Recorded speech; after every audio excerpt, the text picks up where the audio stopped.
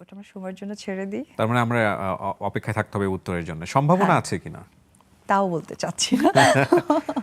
আচ্ছা, তো এখন যেহেতু আপনার সন্তানের বাবা শাকিব, কতটুকু সময় দেন? কিভাবে আপনারা গেট টুগেদার আমি তো করেন? এখন বলবো যে আসলে আমার সন্তানের বাবা বলবো না। আমি বলবো যে আমার সন্তানের সে একজন ভালো বন্ধু।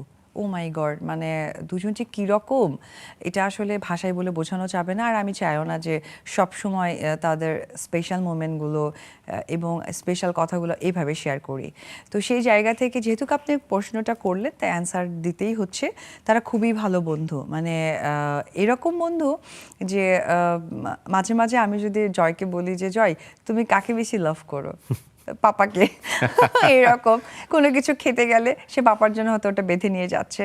আর এখন তো মানে তার মানে পাপার থেকে ইম্পর্টেন্ট হচ্ছে গিয়ে তার কাজিন ব্রাদার যারা আছে, কাজিন সিস্টার আছে, তারা তো মনে হয় যে কি বলবো? মানে পুরো মানে বাসাটা জুড়ে থাকে। এবং গত কয়েকদিন আগের একটা ঘটনা বলি। মানে কাজে যে ছিলেন সার্ভেন্ট তাকে বলেছে যে, "আন্টি তুমি প্লেটটা নিয়ে যাও।" তো সামহাও হয় না আসতে একটু লেট হয়ে গেছে।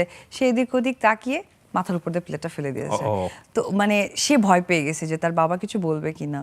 তো তার বাবা কিছু বলেনি, বাবা বলেছে যে না তোমার হাত পা কেটে যাবে, তুমি আর এভাবে ফেলো না। তো সেটা সে খুব ভালোভাবে নিয়েছে। ২-৩ ঘন্টা পর তার মনে হয়েছে যদি বাবা বকা দেয় বা কিছু করে সে বাসায় আসবে, মানে বসুন্ধরা আমার কাছে আসবে। হ্যাঁ। আমি এখন বসুন্ধরা যাব, আমাকে এখনই নিয়ে চলো, যত রাতই হোক। পরে তার বাবা বলতে বাধ্য হয়েছে, বাবা আমি কিছু বলবো না, পারলে আরো ৪টা প্লেট দিচ্ছি তুমি ভাগো। মানে তাদের মধ্যে এমন একটা বন্ডিং, মানে কি বলবো, দুজন ভালো একজন বন্ধু। বিউটিফুল। এটা মায়ের কাছ থেকে কমপ্লিমেন্ট পাওয়া মানে অনেক কিছু। আমরা নিশ্চয়ই আরো শুনবো আপনার কাছ থেকে, তবে ছোট্ট একটা বিরতির পর। দর্শক আশা করছি আমাদের সাথেই থাকবেন।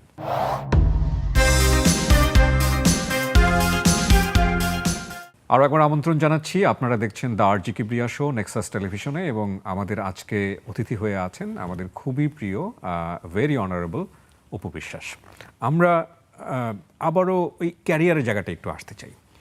শাকিব অপু জুটি বাংলাদেশের অত্যন্ত জনপ্রিয় জুটি, এ ব্যাপারে কোনো সন্দেহ নাই। তারপরে এই জুটির অনেক সিনেমা এখন দর্শকরা মিস করেন এবং সেই ছবি হয় না, হওয়ার কোনো সম্ভাবনা আছে কিনা সেটাও আমরা জানি না। আপনার জায়গা থেকে বক্তব্য কি? আপনি কিন্তু এই বিষয়ে সবসময় বলেছেন যে সুযোগ থাকলে আপনি কাজ করবেন। হ্যাঁ, আমি আবারও বলছি সুযোগ থাকলে আমরা কাজ করব। আর সুযোগটা কেন আসছে না? কারণ আপনাদের তো কমিউনিকেশন আছে, দর্শকরাও চায়। না অ্যাকচুয়ালি মানে সুযোগের কারণটা তো ডেফিনেটলি একজন প্রযোজককে উদ্যোগ নিতে হবে। এই যে আমার সাকিবের প্রচুর সিনেমা হয়েছে, এটা তো আর আমরা কেউ ঘর থেকে করিনি। এটা প্রযোজক উদ্যোগ নিয়েছে এবং ব্যাক টু ব্যাক সিনেমা আমাদেরকে সাইন করিয়েছে, দেন আমরা কাজ করতে পেরেছি। আপনি নিজেও লাল শাড়ি করলেন, আপনি হ্যাঁ। চাইলেও তো শাকিবকে কাস্ট করতে পারতেন। না এই জায়গাটাতে আসলে শাকিব খানের মতো এত বড় মাপের একজন আর্টিস্টকে আসলে এখানে নিয়ে হায়ার করাটা ডিফিকাল্ট হ্যাঁ ছিল। ডিফিকাল্ট ছিল। এবং এখানে একজন, হ্যাঁ আমি যদি এখন আর্টিস্টের জায়গা থেকে দেখি তাহলে আসলে ওনাকে নিয়ে এই কাজ করাটা আমার পক্ষে উচিত হবে না, কারণ উনি যে পরিমাণের আর্টিস্ট ওই এফর্টটা এই ক্যারেক্টারে তার ছিল না। আগের যে অবস্থাটা ছিল সেখান থেকে তো এখন একটু ভিন্ন ধরনের অবস্থা আমি বলবো। ছবি কম্পারেটিভলি অনেক কম হচ্ছে। সাকিবের জায়গাটা মানুষ মিস করছে, সেটা অন্য কাউকে দিয়ে ওইভাবে হিট হওয়ার জায়গাটা প্রশ্নবিদ্ধ আছে। ডেফিনেটলি সেই লেভেলের না। আপনি যাকে দিয়ে ট্রাই করছেন হয়তো অনেক ভালো সাপোর্ট পাচ্ছেন, অনেক ভালো রেজাল্ট পাচ্ছেন, কিন্তু সাকিব লেভেলের পাচ্ছেন এটা আমি নিশ্চয়ই বলবো না, দর্শকও সেটা বলছে না। তো সেই জায়গা থেকে আপনার কোনো খারাপ লাগা আছে কিনা, বা খুব বেশি তাড়না অনুভব করেন কিনা আবার পূর্বের জায়গাটা ফিরে পেতে? আমি আর সাকিব যখন প্রচুর কাজ করেছি তখন একটা ওই সময়টাই ছিল, এবং এত কাজ করেছি যে আমাদের ১২ মাসে ১৪টা সিনেমা করা হয়েছে। ঈদে আমার সাকিবের সিনেমা এসেছে ৪ থেকে ৫টা। তো ওইটা একটা সময় ছিল। এখন যেটা হচ্ছে আমি মনে করি এটাও খারাপ না। তবে বিগত ৪ বছর আগের কথা যদি আমরা ভাবি, যখন আমি আমার বাচ্চাকে নিয়ে একদম আড়ালে চলে গেলাম সিনেমা থেকে দূরে, তখন যদি আমি সিনেমা হল বা বিজনেস চিন্তা করি, একদমই ছিল না। কারণ সবাই সবার জায়গা থেকে নিজের মতো করে কাজ করেছে, কিন্তু ইন্ডাস্ট্রিরও যে কিছু হয়ে কাজ করার আছে সেটা হয়তো বা অনেকে বুঝে উঠতে পারেননি।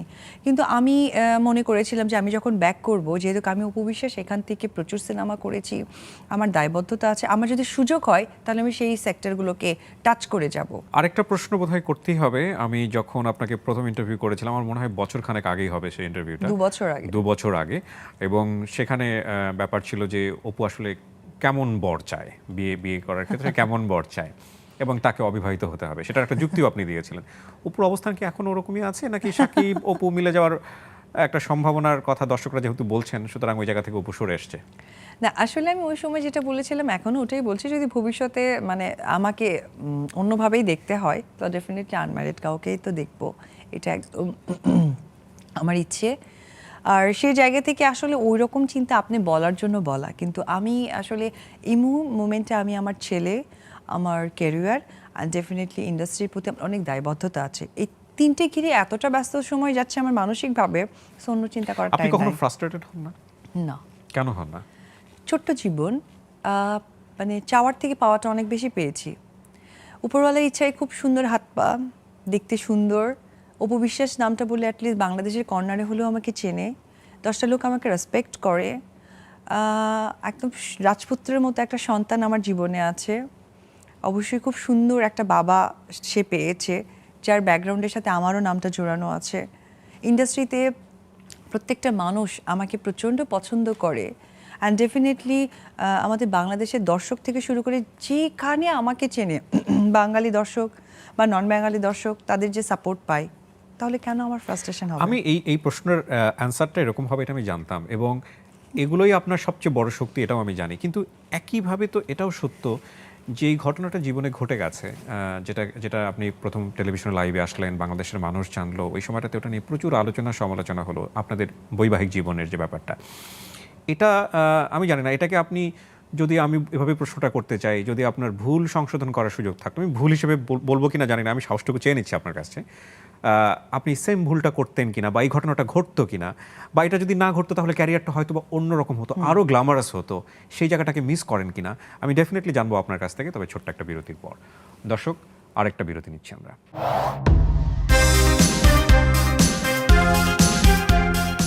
আরও একবার আমন্ত্রণ জানাচ্ছি, আপনারা দেখছেন নেক্সাস টেলিভিশনে দ্য আরজি কিবরিয়া শো। আর ঈদের এই আয়োজনে আমাদের সঙ্গে আছেন আমাদের অত্যন্ত প্রিয় এবং শ্রদ্ধাভাজন অপু বিশ্বাস। তার কাছে আবারও ফিরছি, ওই প্রশ্নটা থেকেই ফিরতে চাই যে কখনো কি মনে হয় না, আমরা তো মানুষ ডেফিনেটলি, আপনার কখনো কি সেকেন্ড থট আসে নাই যে আমার জীবনে যদি এই জিনিসটা না থাকতো তাহলে হয়তো আমার ক্যারিয়ারটা আরও অন্যরকম হতো?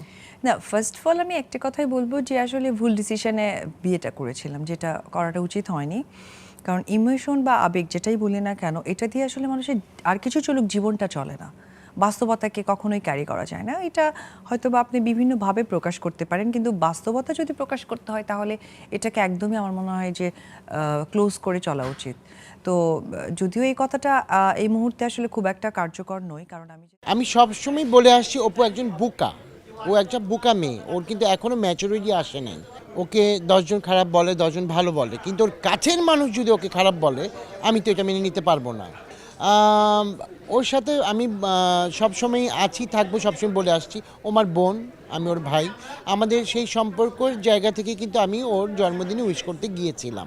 তো জন্মদিনে কি আমরা মনে করব যে পূর্বের যে আপনাদের মান অভিমান ছিল সেটা এখন পুরোপুরি মিটমাট হয়ে গিয়েছে? একদমই না, রাগটা আমি করেছি, রাগটা ওপর উপর আমি রাগ করেছি। কেন করেছি সেটা আমি এখন বলবো না, ও রাগ করেনি, কিন্তু রাগটা আমি কেন করেছি এটা ও জানে, ও শোধাক, তারপর আমি চেষ্টা করব বা চিন্তা করব। জন্মদিনে বোনের জন্মদিন ভুলতে পারেননি, ছুটে গিয়েছেন, তো তবু কি আপনার রাগটা কমেনি? না,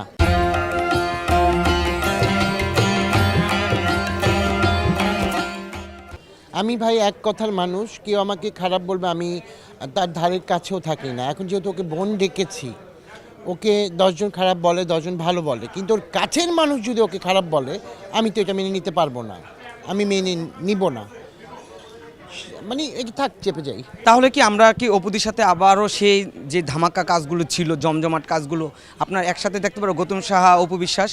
আমি জানি না এখন আমি ওর সাথে কাজ করব কিনা বা কাজ হবে কিনা, কারণ কাজ কিন্তু আমি দেই, আমাকে কিন্তু নায়িকারা দেয় না বা কোনো নায়ক দেয় না, কাজ আমি সবাইকে দিই, সুতরাং দেখা যাক। অপুদি কি আবারও ইচ্ছা প্রকাশ করেছে আপনার সাথে কাজ করবেন? আমি সেটা ওকে বলিনি, ও আমাকে বলেনি।